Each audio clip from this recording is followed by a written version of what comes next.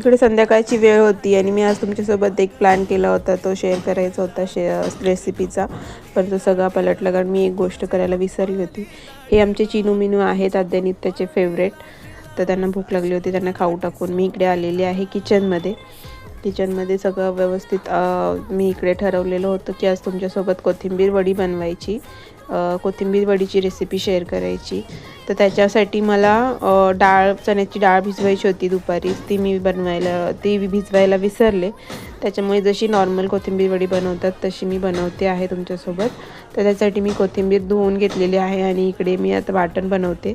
त्या वाटणामध्ये घेतलेलं आहे लसूण, मिरची आणि जिरे, हे मिक्सरमध्ये बारीक करून घ्यायचं आहे. आणि इकडे कोथिंबीर मी बारीक चिरून घेते व्यवस्थित.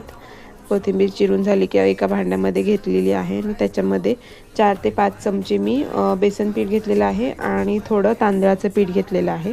त्याच्यामध्ये आपल्याला जे आपण वाटण बनवून घेतलं ते वाटण, चवीप्रमाणे मीठ, थोडेसे पावडर मसाले, त्याच्यामध्ये हळद, लाल तिखट, जिरा पावडर आणि तीळ आणि ओवा हा मी व्यवस्थित मिक्स करून घेणार आहे सगळं.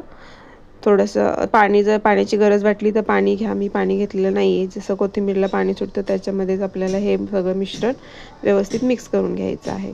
तर इकडे मी चाळण घेतलेली आहे. चाळणला थोडंसं तेल लावून त्याच्यावरती आपलं हे सगळं मिश्रण आपण व्यवस्थित हे करून घ्यायचं आहे. त्याच्यावरती थोडेसे तीळ टाकलेत आणि पाणी गरम करून त्याच्यावरती आपली ही चाळण मी ठेवलेली आहे.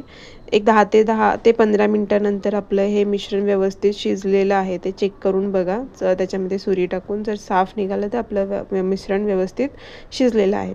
ह्याच्या मी व्यवस्थित वड्या कट करून घेते आणि आपल्याला ह्या वड्या बघा व्यवस्थित मिश्रण आपलं शिजल्यामुळे वड्या व्यवस्थित आपल्या निघत आहेत. तर इकडे मी तेल गरम करायला ठेवून आपल्या ह्या वड्या मी डीप फ्राय करून घेणार आहे. एक एक करून वडी मी तेलात सोडून व्यवस्थित डीप फ्राय, तुम्हाला शालो फ्राय करायचे तर तुम्ही शालो फ्राय पण करून घेऊ शकता. ह्या वड्या छान लागतात शालो फ्राय पण मला इकडे डीप फ्राय करायचं होतं, त्याच्यामुळे आपली वडी मस्तपैकी कुरकुरीत वडी तयार झालेली आहे. तुम्हाला रेसिपी कशी वाटली ही नक्की कमेंटमध्ये सांगा आणि जर अशाच नवनवीन व्हिडिओसाठी तुम्हाला बघायचे असतील तर चॅनलला सबस्क्राईब करायला विसरू नका. धन्यवाद. इकडे आद्याने वडी टेस्ट करून सांगितलेली आहे की वडी आई मस्त झालेली होती. थँक्यू. भेटूयात नवीन व्हिडिओमध्ये.